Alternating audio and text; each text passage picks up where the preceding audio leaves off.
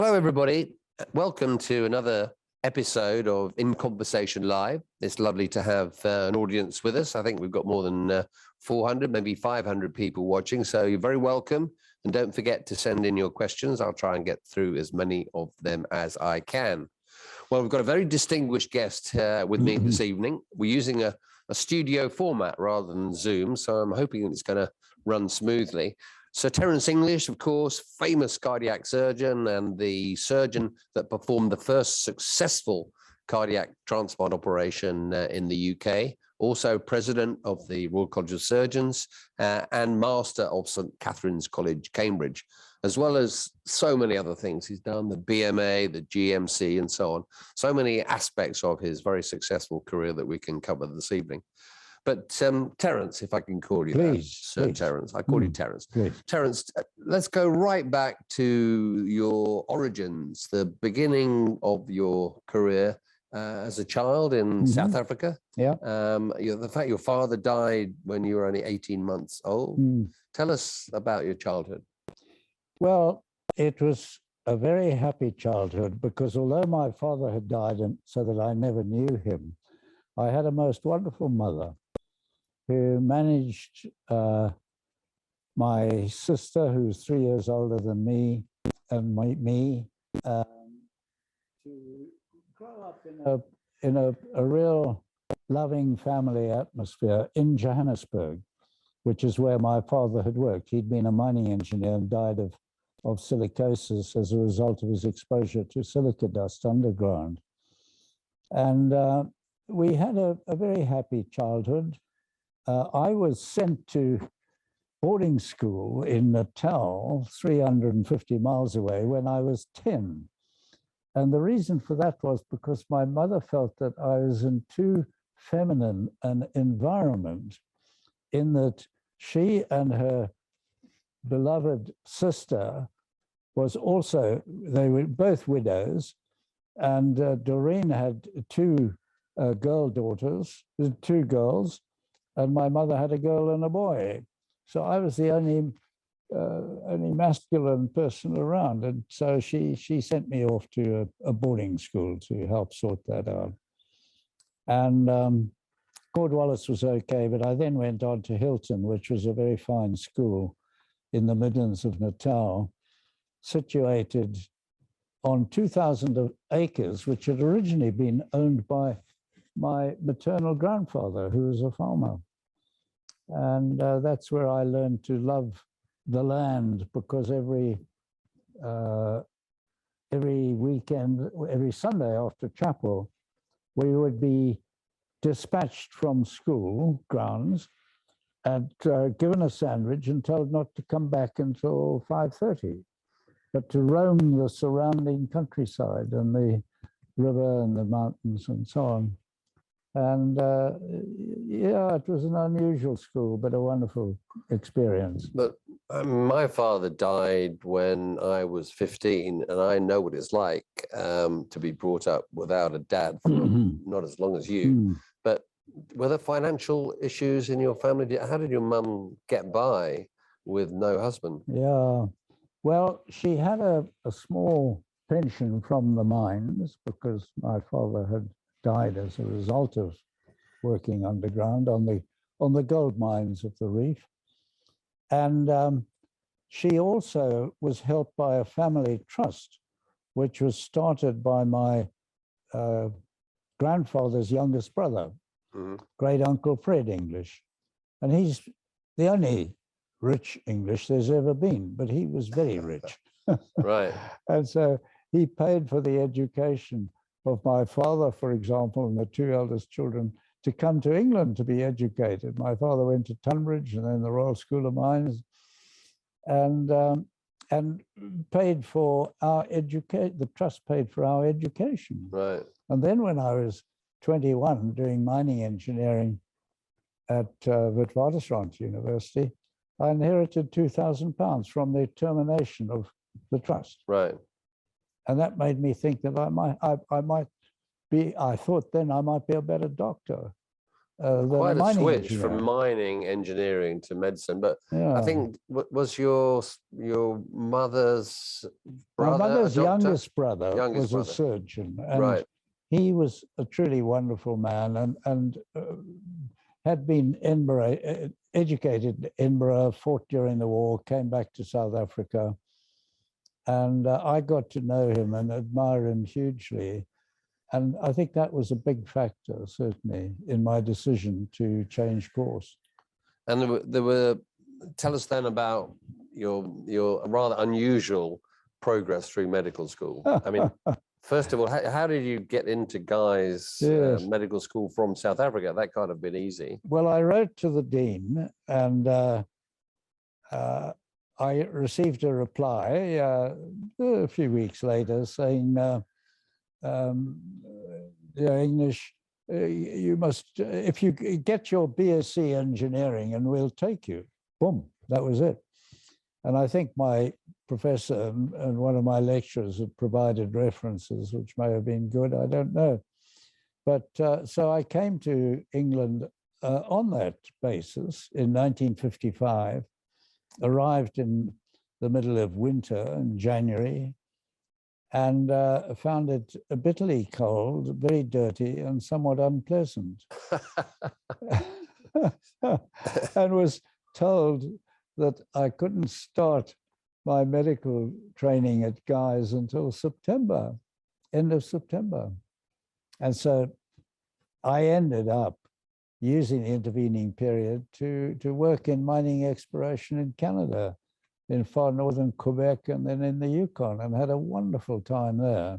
Right. Came back, did first MB, and I found that a bit dull. And of course, I was then 23, and all my fellows students were 18 or so. Mm-hmm. And so I sought friendship and companionship in the rugby club, and that helped.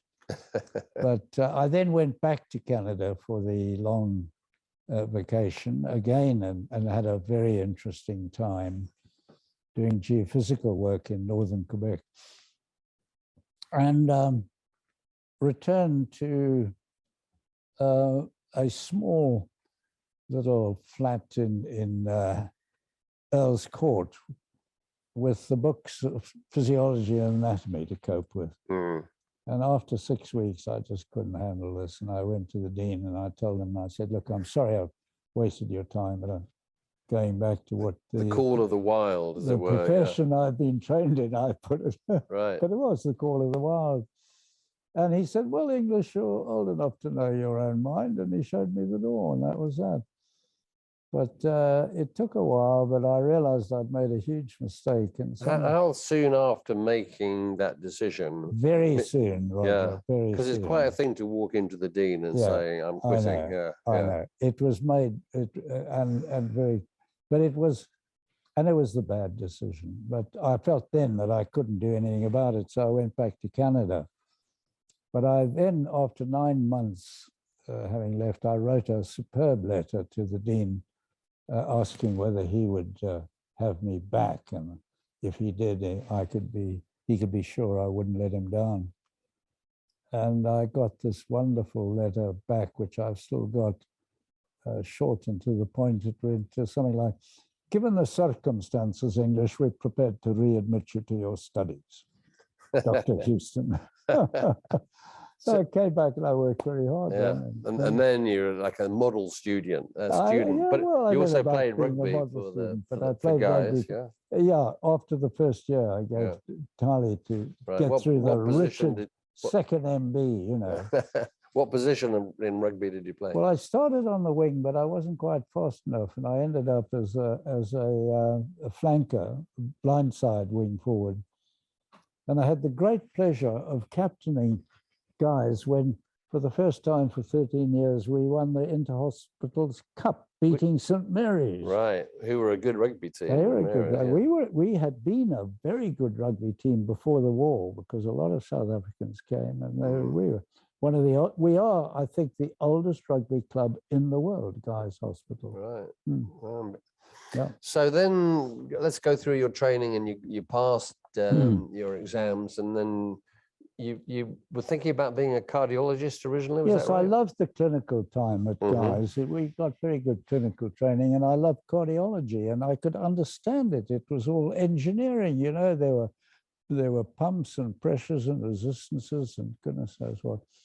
So I went for the cardiology house physician's job. I got that, I enjoyed it, and at the end of it,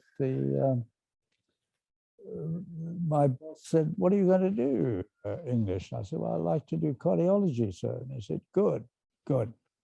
Well, I think you ought to go and work for the surgeons for 6 months and then come back."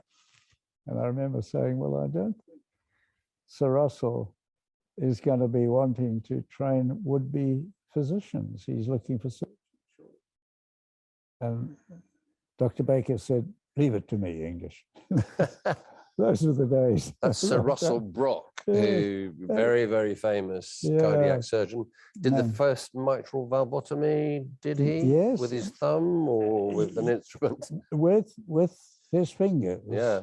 And then only later did he develop the Brock clamp. Yeah. Yes. Yeah. And that was actually developed by Tubbs. Well, there are a lot of competition there. So Russell Block, you had a house in Wimbledon, the biggest house in Wimbledon, which is the old vicarage for a while. I think he sold it to one of the pop stars from Queen, actually, in the end. But everybody said he was an amazing character. What was it like to work with Sir Russell? It was an extraordinary experience because as his SHO, I always stood on his right. Yeah. And the senior registrar would be in front of him. And when things went wrong, as they often did, because he'd been a pioneer, but he was a bit clumsy, and he used old instruments, which, you know, we got beyond us. So things didn't always go very smoothly. If they went wrong, I would get the stick. Right. Always blame the junior doctor in those days. Absolutely. And that was regular. But on the last day that I worked for him, and he knew it was my last day, I behaved absolutely perfectly, and thankfully the operation went well. So when he put down his instruments, and he knew it was my last day, he turned to me and he dug me hard in the chest and said, "Stop grinding your teeth, English," and he marched out. But he worked in partnership, because we were talking to Jane Somerville, Professor Somerville, on this. I'm not allowed to call it a show. Somebody told me off for calling it a show on this program just a few weeks ago. She might even be watching. If she, hello Jane, if you are watching. She was a great admirer of Donald Ross, and Donald Ross and Sir Reginald Brock were a sort of double act, weren't they? Different characters, different skills. Talk about that. They were very different as surgeons and as men, but they complemented each other beautifully. And Brock was a very good clinician, and he could interpret X-rays beautifully. And when he went around, he took a good history from the patient, and then he would examine them and pick up all the murmurs and so on. Very interesting man. And Donald was just a quite extraordinary all-round, very good surgeon. He was good with his patients. He was a superb operator, innovator. He introduced homograph valves and so on. And very active. So they made a most interesting partnership. And going into that job in 6 weeks, after 6 weeks, I realized I'd never go back to cardiology because I wanted to train in cardiac surgery. Yeah, it must have been such exciting times. Oh, it was fascinating times. 7 years after the first open heart operation. Yeah. Well, we'll be coming on to obviously the first heart transplant, successful heart transplant that you did, and because Donald Ross did 3 in the early days in 1968 after Chris Barnard, and then there was a moratorium on. They stopped people doing it. Yeah. I've got a couple. Dr. Addy always asks questions. So hello, Dr. Addy. Thank you for your question. He gives his sympathies for the early loss of your dad, mentioning that he lost his father too. And then Dr. Diriani says, Sir Terence, of the many posts you held, excluding Papworth, which of the posts did you really enjoy the most? Was it those early days at Guy's or later? Which would you say is your like number one favorite post? Oh, they've been so different in many respects. It's been wonderful, but I think probably eventually the mastership of St. Catherine's College, and the presidency of the Royal College of Surgeons of England, come out at a tie, very different. Yeah, but both fascinating. Yeah, it's quite. We'll come on to those, but let's concentrate on the first successful heart transplant, because I mean, everybody wants to know about that. Let's go right back to Christian Barnard's heart transplant, because that, you know, he got so much publicity for it. I actually met him once at in Northern Ireland, bizarrely. I thought he was a slightly arrogant man, but one of the greatest self-publicists. Yes. And many wives, most of whom were rather young, didn't he? So is it unusual? He was a nasty man, if I may say that. You're allowed to say that. I mean that. Yeah. And he used me, you know, a couple of times very nicely. Did he? Yeah. In what way? Well, when I was head of St. Catherine's, he wrote to me and said that one of his ex-father-in-laws wanted to establish a center for research into cardiology. And he thought of, this man was a German who'd gone to South Africa, and Chris had married his daughter. And so he was thinking of Max Planck, and Chris Barnard said, no, Cambridge would be better.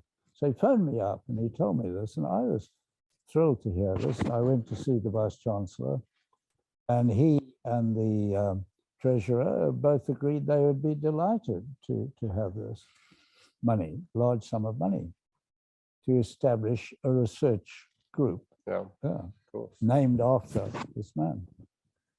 And then a couple of weeks later, Chris Barnard phoned me up from South Africa, and he said to me, "Oh, now, man, I want a present." And I said, "Chris, well, I'm sure they'll, you know, want to give you an honorary fellowship or something." He said, "No, I want a big present of money." Oh, right. And I was absolutely aghast. Yeah. And he named the sum, and I took it to the Vice Chancellor and the Treasurer of the university, and they were even more horrified. And anyway, they wanted it. You know, it had already been said, it had been identified and so on. And so what they did eventually was to pay Chris a sum each year for 5 years for fundraising activities for this research group. Right. Well, he never raised a penny, but he got his money that way. Got his money, got it. Yeah. And he used me to get it, you see. Yeah, difficult. Yeah, but he died a lonely man on some island in the Mediterranean. Yeah, he wasn't a very happy man when I met him, that's for sure. But I mean, the other names in heart transplant are the American names, Norman Schumann and the man from. Well, tell us about your experience in America. Well, I was very lucky there again. I'd been a consultant at Papworth for about 4 months, I think, and I went to visit Stanford University in California to see my good friend Philip Caves, who'd worked with me at the Brompton. I was senior registrar, he was registrar then. Right.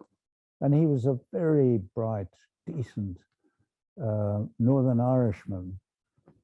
And he had gone to Shumway on a British American fellowship for 2 years, research.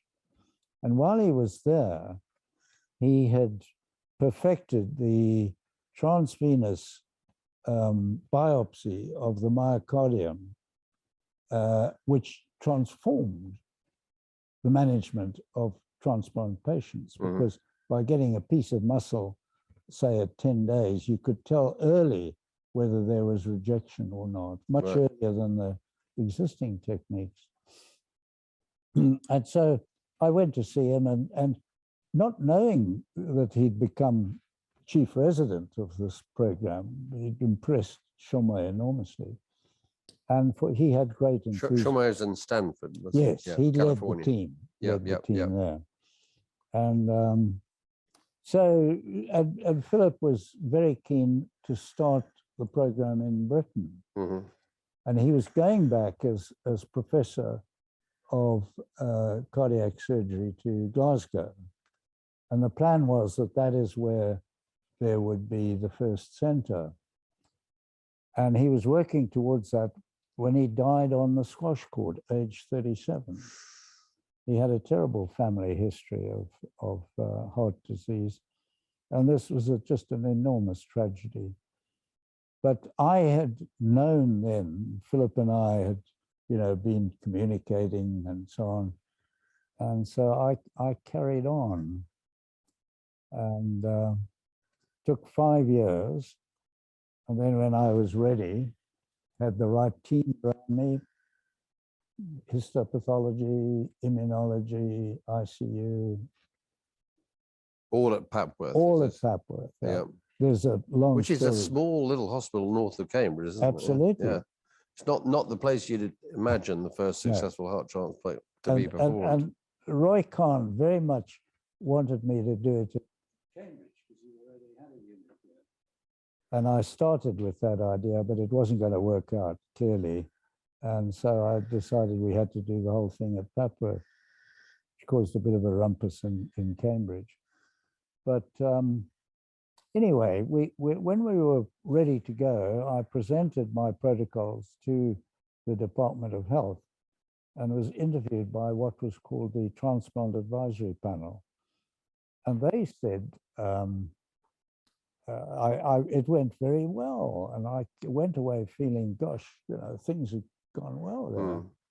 Because I'd put in a funding for a grant and so on. But 3 weeks later, I get a letter from the chief medical officer saying, well, English, some nice work, but there's no money for a program and we don't want to see anyone of transplants. Right. The moratorium Disappointing exists. letter. Do you remember your emotion when you opened that letter? I couldn't believe it. I thought this was just, and immediately I thought, I'm going to do it. I'm going to do it. And I went to see the wonderful woman who is chairwoman of the Cambridge Health Authority. Right. And I told her my predicament. And I said, now, I am going to use my facilities at Papworth to do 2 transplants. I want you to know about this. And I hope you'll agree with that. And I will stop then unless I can get external funding. Right. And she agreed. And she agreed. Did she know that you've been sort of banned from doing it? Yes. Oh, I told her the whole story.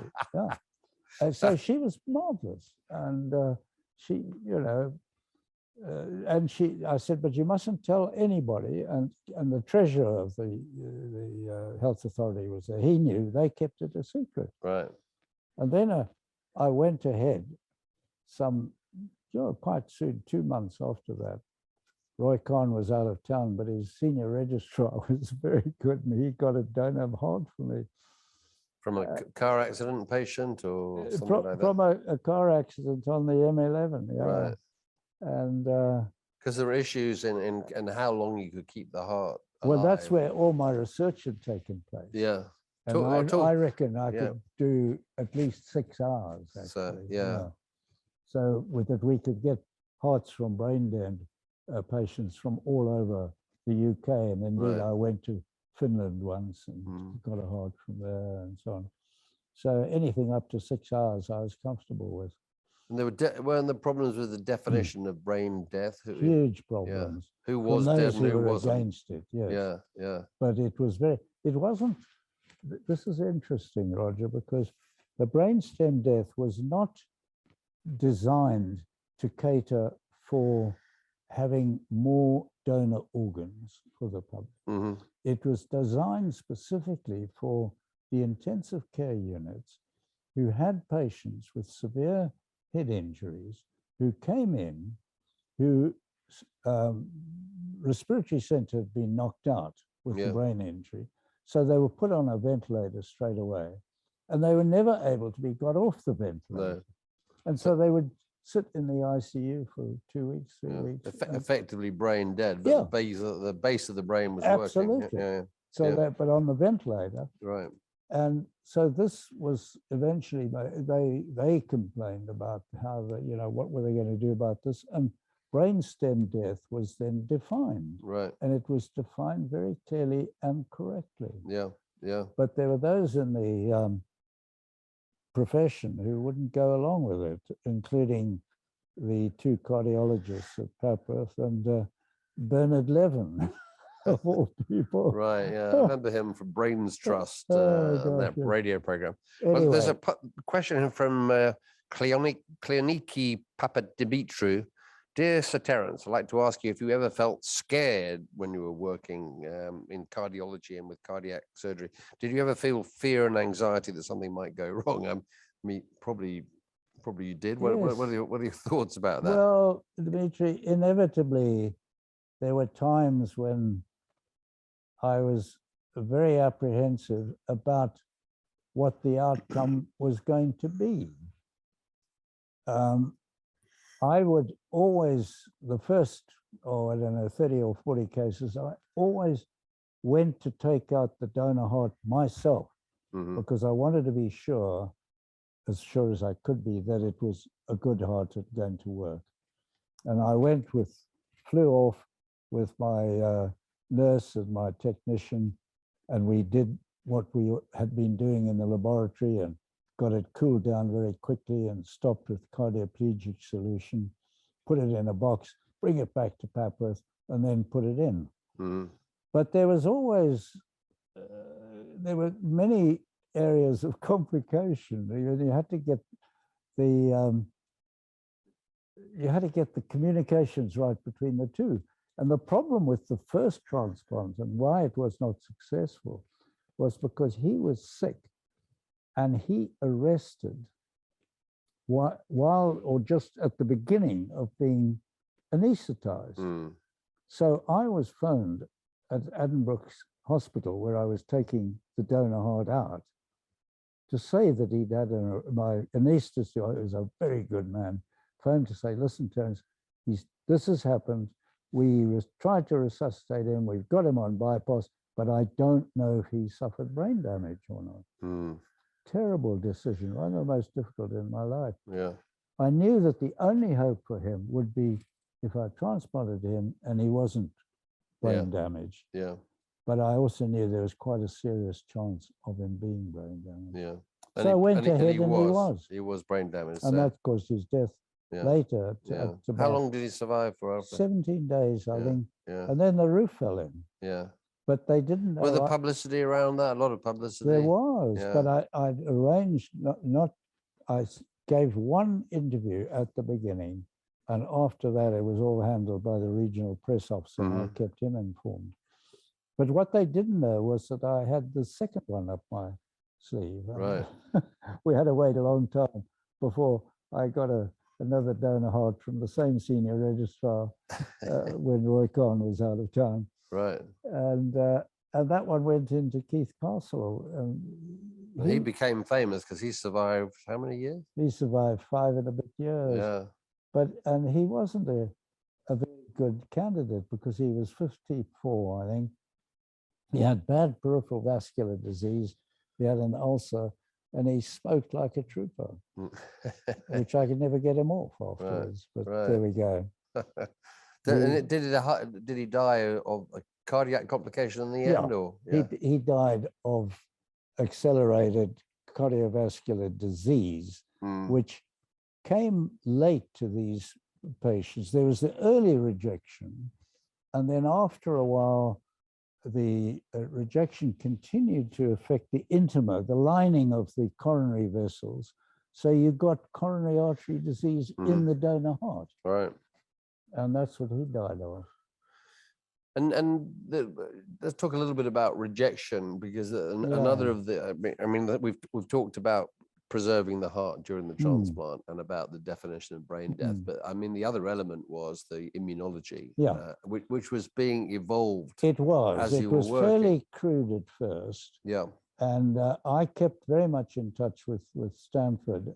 And when cyclosporin came along, I was able to get some from a company in New York, because Stanford were not prepared to give me any, because they were making their own stuff and so on. And, anyway, so there were improvements in the immunology as we went along. We learned a lot, and we exchanged information amongst, particularly Stanford. Yeah. Didn't you work in Birmingham, Alabama for a while? And I had a brilliant year in Birmingham, Alabama. Yeah, which is not the most beautiful spot in America, is it? Well, it was our Birmingham is superior. It was 1959 that took place. If that's no, that's not right. It was when did they get onto the moon? 1969. Yeah. 69. We were there. Right. With 2 children, and yeah. And who were you working with then? Another cardiac surgeon? I was working for John Kirkland there. John Kirkland, very famous man. Down.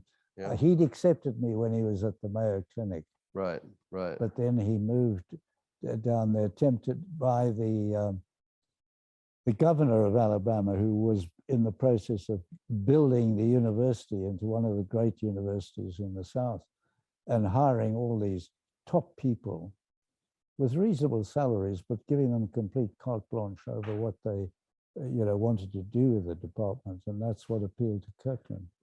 Wonderful man.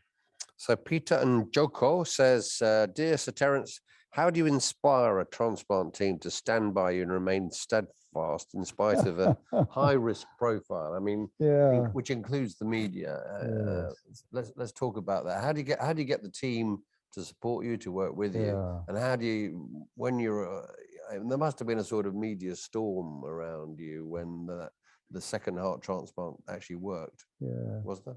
There was, and I think I may have given one interview there, but thereafter it was all left to John, whatever his name was now, Edmonds. But no, you're right. What's his name? Peter Njoko. Peter Njoko, you're right that the team is all important. And the 5 years that I spent in preparation was devoted towards building up the team at Papworth, so that we all knew what to do. We worked together. We discussed things once a week. There was a transplant meeting, and those involved would meet and so on. So getting that team together is all important, and it's what I used to stress always to visiting surgeons. Once we'd become known, we'd have surgeons from a lot of Europe and Southeast Asia and so on wanting to come and visit for a while. And I'd tell them that, we'd have them, but that it was very much teamwork, and perhaps they'd like to bring some representatives with them. And the one who did was from Bangkok, and he brought his whole team and spent 6 weeks with us, and went back and did the first successful heart transplant in Southeast Asia. Really? He did it, you see, from building up and the team and so on. So you've been an inspiration to and I was, doctors. Once we started to get busy, I couldn't handle the thing myself. I got John Warwick, whose task was to look after the heart and lung transplant program, which he'd been exposed to when he worked at Stanford. I got him there after Philip Cave's death. He'd been working for him up in Glasgow. And John was a big, made a huge improvement to things. And then the two of us, as things expanded, we needed more help. And so we ended up with a team of 5 surgeons. I was the sort of grandfather figure in a way, in that I was the oldest. Those were all young guys. Yeah. And my God, they were good. Yeah. And they worked as a team. It was wonderful. And they worked with the others, you know, the anaesthetists and the pathologists. And you must have been there at the beginning of coronary artery bypass surgery too, were you? That was... When I went to Papworth, it's an interesting story. I was a senior registrar at the Brompton, and we were operating one day, and my boss, Paneth, turned to me. We were waiting for the bleeding to stop or something. He said, "No English." He said, "There's a very difficult, irritable surgeon who works in a tiny hospital in the fens of Cambridgeshire, who's looking for a locum for 6 weeks, and I think you ought to do it." So I found Papworth in the fens of Cambridgeshire. Right. And I decided I'd give it a go, because Ben, there were two surgeons. The senior surgeon, parish, had virtually opted out. And so Ben was working very hard on his own on this. And he wanted to be brought up to date with some of the stuff in coronary and mitral surgery and so on. And he said, "If you come here, we'll share everything, and I'll learn from you and you can learn from me." And that's the way I did it for the locum. And at the end of the time, I could see he was difficult and demanding, but he was a good man. Yeah. And we were going to work together and make a team out of it, which is what we did. Yeah. And that started the core. And so we built on that. And Papworth has moved into the Addenbrooke's Hospital now, hasn't it? It has now. Yeah. And I tried to get it moved onto the Cambridge site fairly near the beginning, because I felt that's the medical school and all the other stuff was ITU, there. I loved Papworth, but it needed to be moved. But anyway, it didn't get in. And they built, Robinson gave the money to build a big maternity hospital instead, named it after his wife, who died. So Papworth stayed there for a long time, but eventually moved and has moved into a very grand hospital, and is now the Royal Papworth Hospital.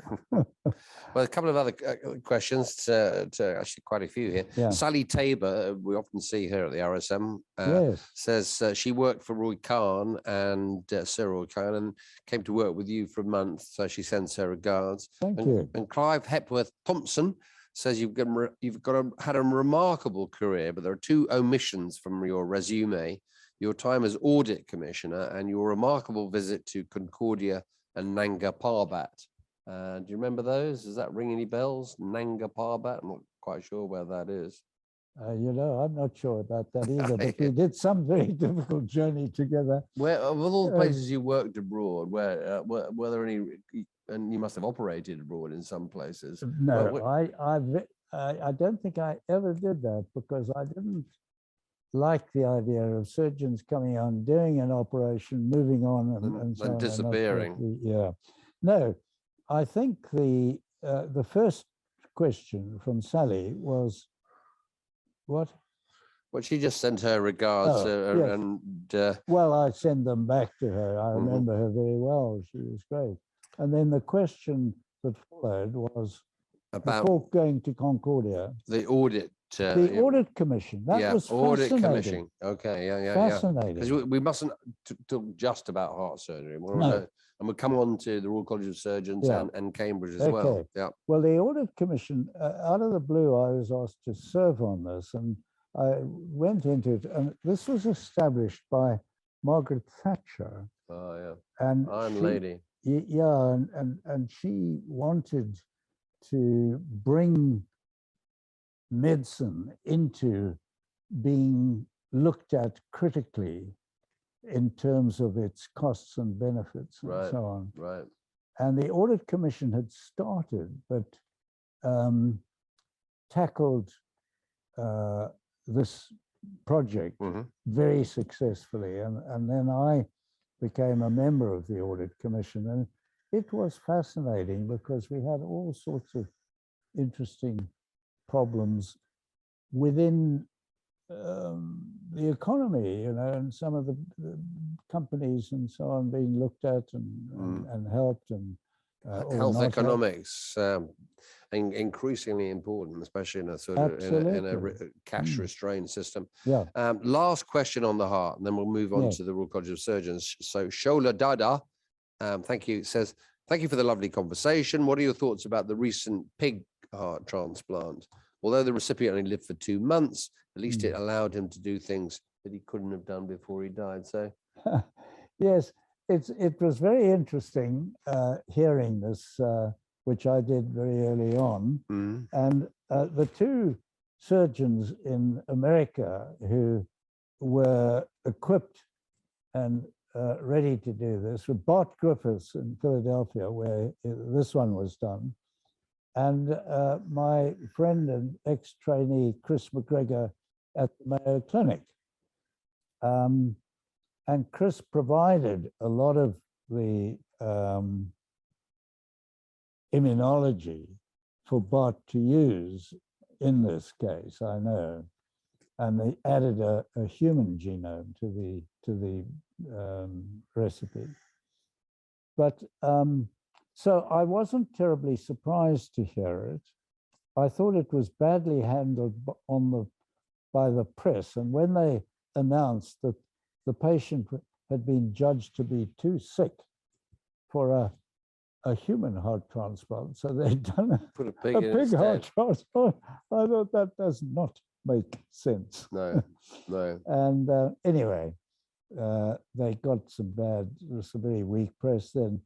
But it was going to come. But I think, and I know Chris McGregor has the same view about this, it ought to probably happen first in kidneys, because if you put a pig kidney into a human with pretty much the same size, and it doesn't work, you put them back on dialysis. Yeah, yeah. Whereas the heart, you can't do that.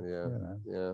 That's an interesting point. But it'll come, and it's interesting. One of the things that Shumway said, and I can remember this when xenotransplant was being promoted a lot, and he said, yes, Terence, xenotransplant has a great future, but always in the future. We could talk about mechanical hearts, because that's another area form of development. Just got involved in. Yeah, but anyway, xenos will come, and they will be extraordinarily useful. And these two people, Bart Griffiths and Chris McGregor in America, and then there's another fine surgeon in Munich who's got, I think he's got one primate who's lasted 6 months with a donor pig heart. Right. So it'll come. A couple of comments from anaesthetists. Bernie Laban, big friend of the Royal Society of Medicine, says, having worked as an anaesthetist with the cardiac surgeons, he's at St. George's, I think, including heart transplants, he agrees that teamwork's the most important. Were you always able to choose your team, particularly your anaesthetist, yourself, or did they get sort of parachuted into your? No. You could choose. We started with 2 anaesthetists, and I think there's something like 20 now, but I don't know. But we certainly, they were very good, the first 2 anaesthetists we had, and remained with us and right through all this. And so they helped select the right people to be included. Yeah. And our relationship with the anaesthetists was excellent. Where the problem lay was with our relationship with the cardiologists, because they were both against it, and one of them, David Evans, did everything that he could to stop us and block us and so on. Right.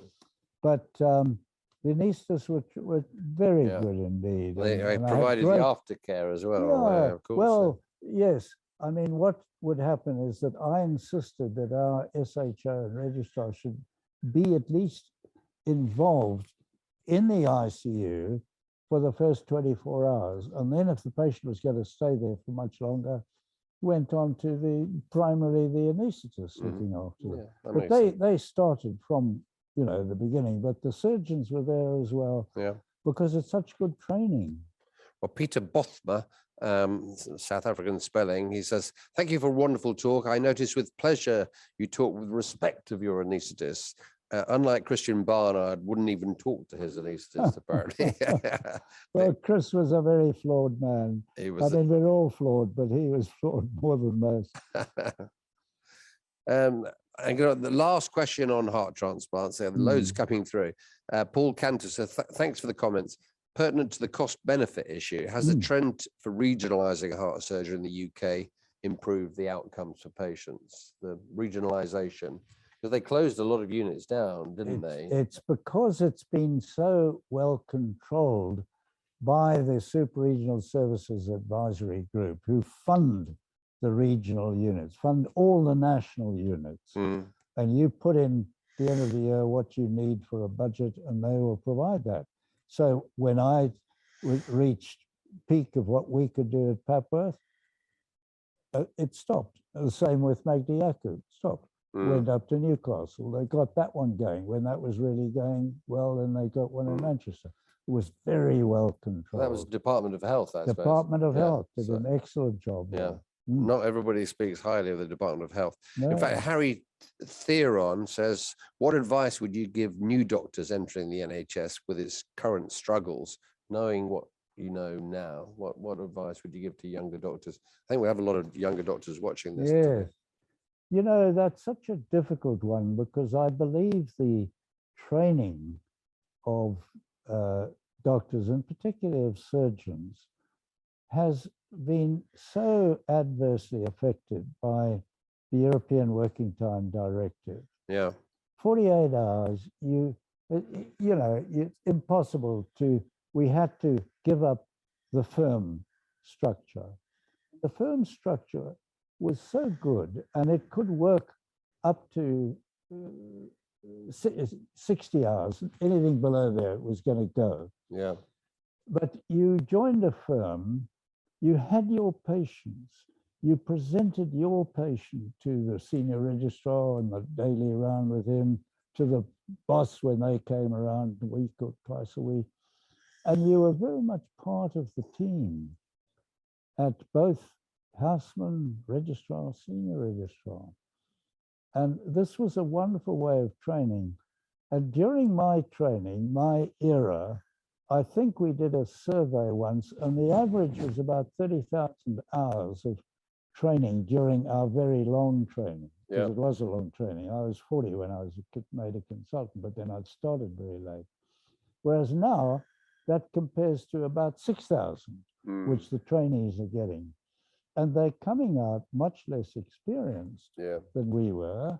And so, I mean, that's okay, you can handle that, but you've got to work with the new surgeon, particularly the senior consultants have to work with him closely and, you know, get that team work going properly and so on. So it's much more difficult. Yeah. So I very much regret the European Working Time Directive, and I can't understand why the current college has not got it abolished. It was never intended for medicine. Yeah, absolutely. Well, I remember my boss, Mr. Shuttleworth at St. Thomas, I complained about being on call every other night when I was particularly tired, and he said, I don't know what you're worried about, because I was on call for the whole of the Second World War. He never left the hospital for 6 years at St. Thomas, and a bomb fell through the ceiling at St. Thomas, as you might remember as well. But let's talk about then presidency of the Royal College of Surgeons, and of course they've got this wonderful new building open. We had a look around it, but I mean, what memories do you have of that? That's quite a very prestigious position to hold, and you didn't quite get elected on the first occasion, if I remember. What happened was that I was elected 3 years before I took over, but at the same council meeting, Ian Todd was elected. We drew on the third round of votes. Right. And as soon as the last set of votes came through, and it was clear that there was a draw between Ian Todd and me, the then secretary, who was a wonderful guy, said immediately, And council, Ian Todd is now president by virtue of his seniority on council. Because he'd been on council A lot longer slightly before me. longer. Yes, yeah. So that was that, and Yeah. that was good. I was very pleased because that would have come far too early for me. I was too busy. Yeah. What were your proudest achievements when you were 3 years later you became president? What in your 3 years of office, what do you think you achieved? Well, I think probably helping to reform two things. Helping to reform the FRCS examination was one big thing. But the other most impressing need was to embrace the surgical specialties into the college structure. Yes. And that I think I achieved. And so they all ended up with their own offices in the Nuffield. Yeah. And worked very well from there. They were right next door to the college, and that worked well. The urologists, and I they know, became love that. members of council. And that the way we did that was important because they didn't have a group being the surgical specialists. They were scattered throughout the council room. Right. And they were completely free to comment, to vote for everything except the presidency of the college. Right. And they were, so you had that the wasn't important. urologist, the ENT, the eye surgeon, there were 10 of them. Orthopods, 10 specialists all factored in. Yeah, I can so see it meant that the council grew, and that was a problem because, you know, it eventually got added to such an extent. This is long after I left, that it became impossible to run properly. And so they had to have an executive, which I was always dead against. And that executive took over the power and made all the decisions, and council became feeling that they didn't have much of a role to play. And that's how it is now, I think. And it must have been quite a male-dominated council in those days, because it was. We had a female who was vice president. Two of them actually had been vice presidents during my time. What would you say about Neil Mortenson's very keen that we have more women as council members and presidents? So what would you say to that? I am absolutely keen on that, but I think the way they have done it and that report is absolutely atrocious. Atrocious. I'm going to be frank now. Okay, but, you know, the panel, that's a controversial statement. The panel they got, Roger, meant Helena Kennedy. Helena Kennedy is a superb person. Yes. But she worked with a panel of something like 23 or 24, I don't know. Yeah. But there were 4 male experienced surgeons on that. And all the rest were either trainees. Yeah. And so they came up with this ridiculous set of proposals. I think we might get a few comments about that from some of our lady surgeons. Yes. I won't go on about it, but I feel so strongly with it. Well, no, we like to hear people's opinions. Let's move on to Cambridge, and I mean, to get to be a master of a Cambridge college is a real privilege. You live in the master's house, and then you lodgings. Sorry, some very beautiful lodgings, has to be said. So talk us through that. I mean, Cambridge is a wonderful place. It is. If I may say, I was very surprised one day to receive a phone call from the vice master of St. Catherine's, who was a bachelor and a physicist.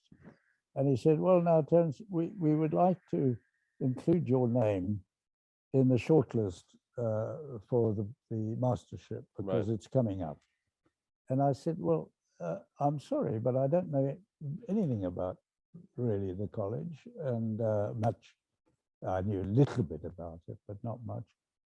And I want to be busy for at least another 3 years or so as a surgeon. And I thought that would put an end to it. But he said, well, I'll send you some material Well, nothing happened. And then he phoned me again after about 2 months. He said, well, now, English, you're on a short list of 4. And I said, hang on. Where's all the material you were going to send me? Oh, yes. Well, I'll send you the last year's bursars report and senior tutors report. And he did that. And I then had to decide whether to go and be interviewed or not. And eventually I decided I would. But it was an occasion when, you know, I really wasn't desperately keen to get the job and I could be completely myself. And I told them very concisely that I would want to have work on Mondays and Fridays at Papworth. And that meant I could only really give the middle of the week and weekends. Obviously, if anything really important came up, I would deal with it. So that's the way we started. And I eventually, it was a very good move on my part, because during those 3 years, I had to delegate a lot. I got to know a lot about the college and what might be changed and what was worth trying to change. Whereas if I'd gone in, I would have got sticky fingers into all sorts of areas, which I would know were best kept out of. Maybe that's a lesson for our audience. Is there is a tendency for newly appointed people to go in and change everything. Take your time. Yeah. Have a look around. Think about it. You know. Yeah. There's a question from Nigel Rossiter. Thank you, Nigel. As we know, you've had an inspirational life, and we love your continued honesty. I thought that might be a reference to the what we just talked about. Yeah. He'd like to say thank you for continuing patron of primary trauma care. If there's any time for your thoughts on global healthcare priorities, what do you think? I mean, apart from COVID, what will be the global healthcare priority of the future, do you think? Gosh, it's a tricky question. That's a very difficult question. I just simply don't know.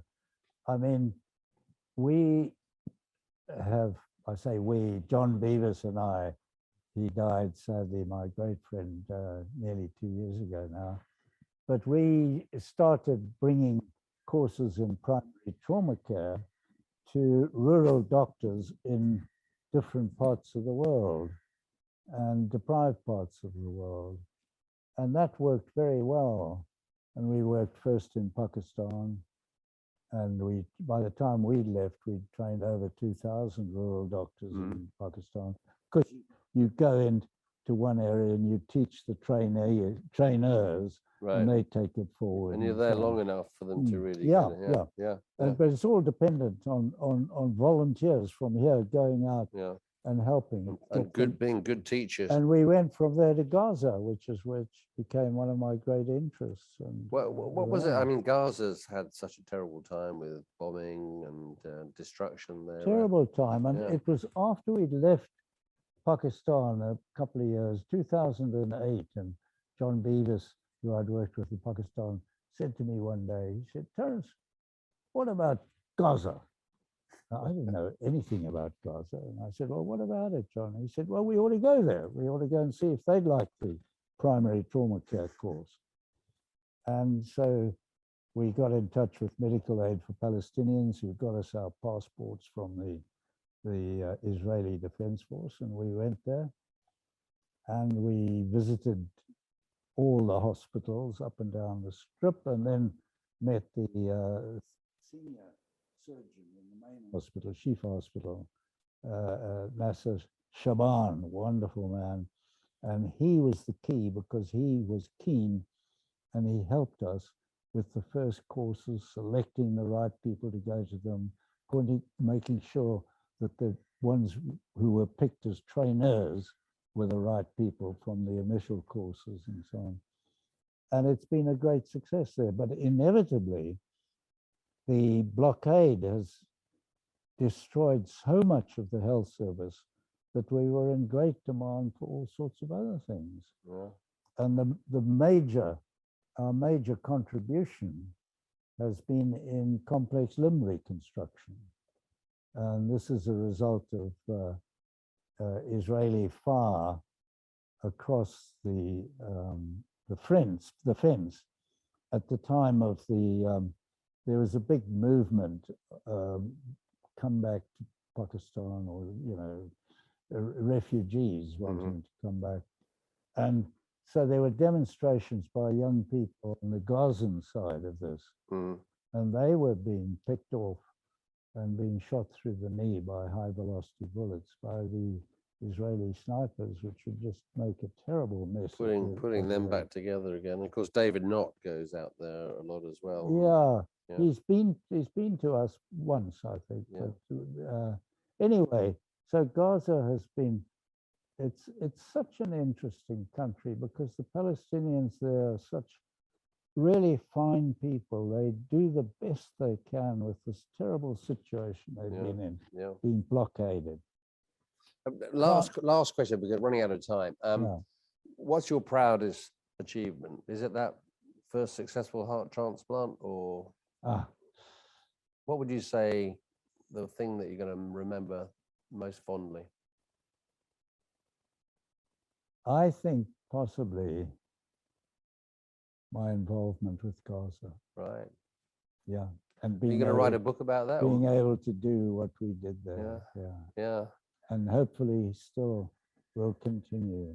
Of course, the Ukraine now probably needs the same care and attention. Well, if Gaza ever received anything like the Ukraine does, but they don't. No. They get so isolated. They get so little. Totally blockaded. Again. Right, we have to finish because it's already 8 o'clock. So just a few announcements. Thank you. First of all, thank you. Well, Sir thank Terence. you, Roger. Thank you. And thank the audience who have been watching. We thank the audience, of course. Just a few reminders for you. We've got 3 more In Conversations coming up. Sir Simon is back in 2 weeks' time. We have Kim Darroch, the ambassador to Washington, who got into trouble over what he said about Donald Trump. And we have on the 20th of April, we have Angela Rippon, and she's going to be here, newsreader and commentator, and presents the Antique Roadshow. And she's coming actually to the RSM for a live In Conversation. So do join us. There are drinks afterwards, and then there's dinner as well, option. You have to pay a small price for that. But if you want to meet Angela Rippon and you want to be here in the RSM when we're doing the interview, then we would love to have you there. And the last thing to remind you is that we're just coming up to our 100th COVID webinar. We have Sir Chris Whitty and Jonathan Van Tam joining us here at the RSM. So do tune in to that. That's going to be a fantastic episode, and that was on the 31st of March. So thank you, everybody. Good night. Thank you for our AV team who've come in and worked so hard, making everything, and especially Sir Terence. Good night. Good night.